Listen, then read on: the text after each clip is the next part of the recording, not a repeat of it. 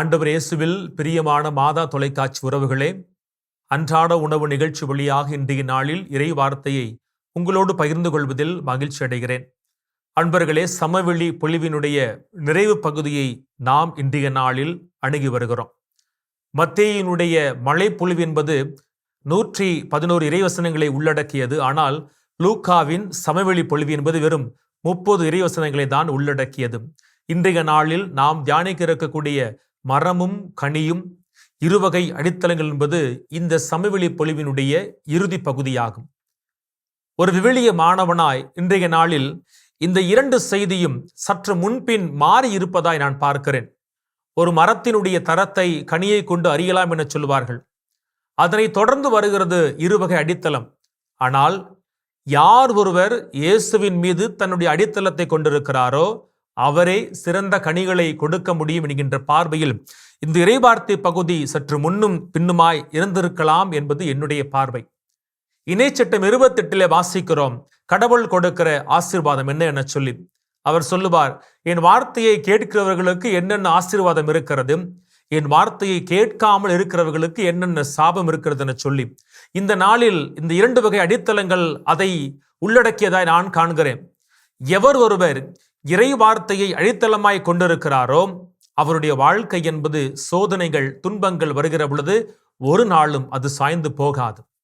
சீடர்களுடைய வாழ்க்கையையும் இயேசுவினுடைய பணி வாழ்க்கையில் அவரை பின்தொடர்ந்த மக்களுடைய வாழ்க்கையும் சற்று இங்கே எடைபோட்டு பார்ப்போமே.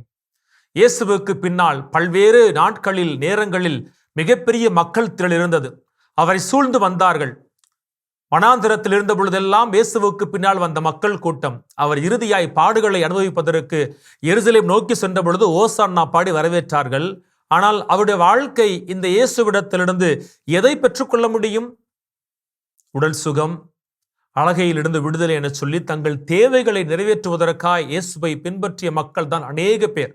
அவர்கள் உண்மையில் இறை வார்த்தையின் மீது கட்டியெழுப்பப்பட்டவர்கள் அல்ல. ஆகவேதான் சிறு துன்பம் அவர்களுக்கு வந்த பொழுதும் அல்லது பெருந்துன்பம் பாடுகளாய் இயேசுவுக்கு வந்த பொழுதும் அவர்களால் இயேசுவுக்கு பின் நிற்க முடியவில்லை. அவர்கள் உடைந்து போனார்கள், மறைந்து போனார்கள். இயேசுவுடைய சீடர்களும் கூட இயேசுவுடைய பாடுகள் வரை இதுபோன்றுதான் வாழ்ந்தார்கள், மறைந்தார்கள், இயேசுவை மறுதலித்தார்கள்.